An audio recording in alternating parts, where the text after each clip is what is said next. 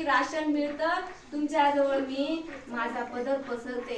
माझ्या अनाथ लेकरांना तुम्ही या झोळीमध्ये या पदरामध्ये मला भरपूर जेव्हा देताल तेव्हा मी माझ्या लेकरांना जगेन. लेकरांनो, तुम्ही मला बोलवलंय, मला अभिमान आहे, पण मी इथपर्यंत आले असं मला सगळेजण विचारतात. अनेक वेळा मी विचार केला की हे जीवन नको, हे जीवन नको.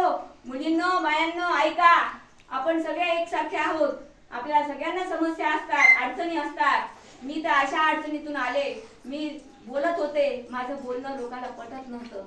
घरी आईला वडिलाला आवडत नव्हतं. लहान 10व्या वर्षी लग्न केलं. 35 वर्षाचा माझा नवरा आणि संसार सुरू झाला. संसार सुरू झाल्यानंतर जेव्हा गाई चरायला नेतो, गाई चरायला गेल्यानंतर त्या गाईचं शेण आमच्या मालकीचं नव्हतं रे. त्या गाईचं शेण आमच्या मालकीचं नव्हतं. म्हणून मी उठा धरला तर माझ्या नवऱ्याच्याच भावानं माझ्या पोटात जे लेकरू वाढायला लागलं ते लेकरू स्वतःच सांगून मला हद्दपार केलं. लोकांनी दगड शेणा गोटे मारून माहेराने हाकललं, सासरच्याने हाकललं.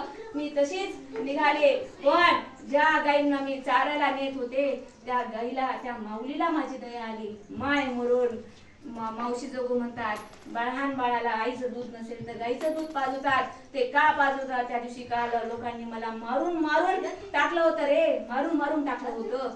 मारून टाकल्यानंतर मी अशीच पडले होते. माझ्या बाजूला सगळ्या गाईच्या कळपामध्ये टाकलं. गाईच्या कळपामध्ये टाकल्यानंतर त्या गाईच्या पायाच्या खुरांनी मी मरून जाईल असा त्यांनी विचार केला होता. पण तिथून दोरा तुटला नव्हता. तिथून माझा दोरा तुटला नव्हता. माझी जीवन यात्रा संपली नव्हती. मला अनाथांची माय व्हायचं होतं.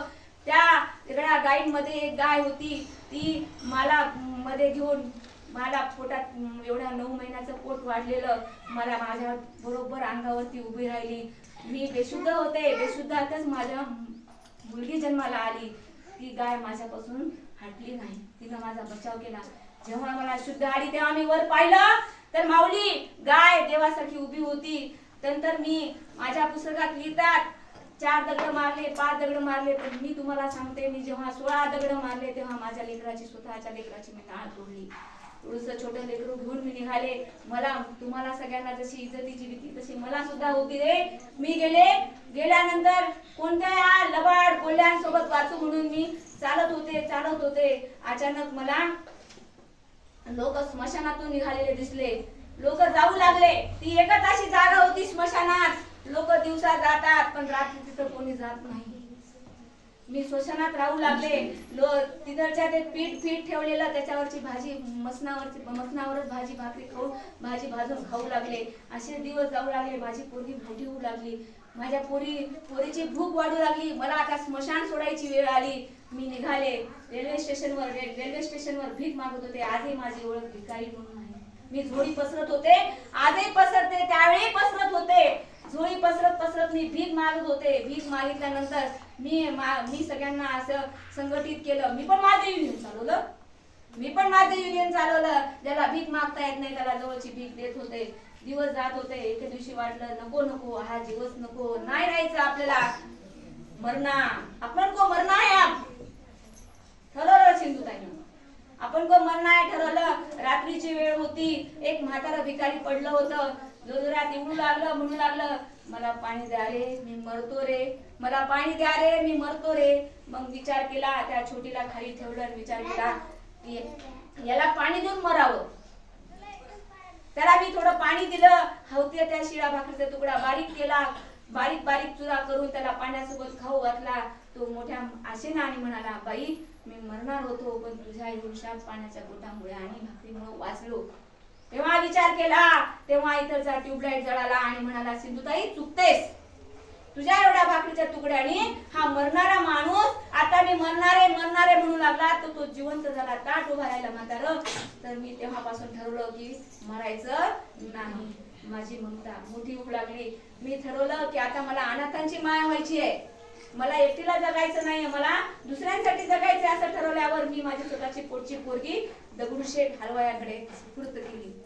मी माझी मुलगी तिथं ठेवून आले आणि पुन्हा आपला कल्याण मधला प्रवास सुरू झाला. रेल्वेत भीक मागत होते. भीक मागत मागत माझी मी युनिओ बढ़ते रहो माझी मी सुरू चले. गाणं म्हणायचे, गाव फिरायचे, या गावाहून त्या गावावर गाव फिरत होते. तुम्हाला नवल वाटेल माझा असा भिकारी अवतार पाहून मला एसटी वाला येऊन देत नव्हता हो. एकदा मी एका गावाहून निघाले होते. एसटीच्या रांगेमध्ये कंडक्टर तिकीट काढू लागलं. माझा नंबर आला की त्याने म्हटलं की नाही तिकीट संपले. माझ्याकडे पैसे होते. मी त्याला म्हणलं माझ्याकडे पैसे, मला एसटीत बसायचंय. कंडक्टरने बसू दिलं नाही हो. कंडक्टरने बसू दिलं नाही. मी जबरदस्ती चढले. जबरदस्ती चढल्यानंतर कंडक्टर मला पुन्हा खाली उतरत होता. मी त्यांना म्हणलं मी उतरणार नाही. तितक्यात एक म्हातारा बाबा आला. तो म्हणाला, बाई रात्री देवाचं गाणं तुम्हीच म्हणलाय ना? रात्री देवाचं गाणं तुम्हीच म्हणलंय ना? मी म्हटलं बाई देवाचं गाणं म्हटलेलं? हो बाबा मीच म्हटलंय. बाई लय गोड वाटलं हो देवाचं गाणं. माझ्या गरीबाचा एक कप चहा पिता का? माझ्या गरीबाचा एक कप चहा पिता का?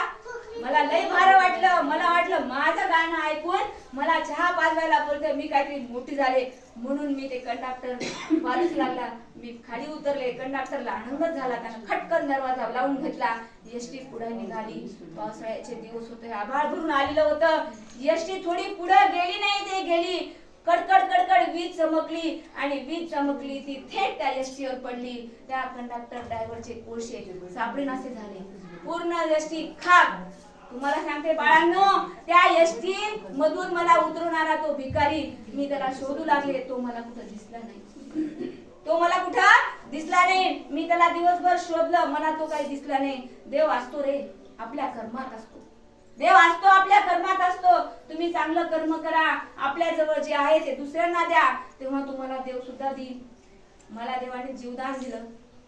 मला जेव्हा जीवदान दिलं, ज्या गायीनं मला वाचवलं, ज्या गायीनं माझ्या लेकराला वाचवलं, त्या गायींसाठी सुद्धा मी झटते.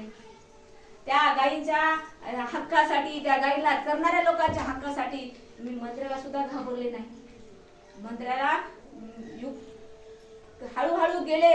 मंत्र्याच्या समोर गेले. मंत्री म्हणाला, तू कशाला आली बाई? तुझा माझा अवतार भिकाऱ्यासारखा.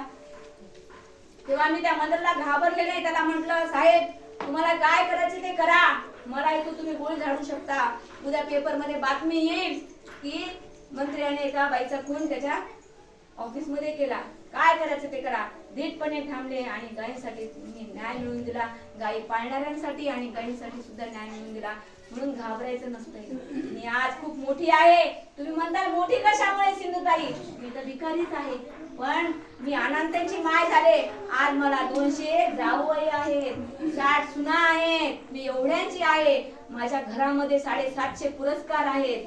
मी फॉरेन रिटर्न 9 वार आहे. 9 वार फॉरेन रिटर्न. तिकडे गेले होते अमेरिकेत फॉरेन रिटर्न. तिथं सुद्धा मी झोळी पसरली.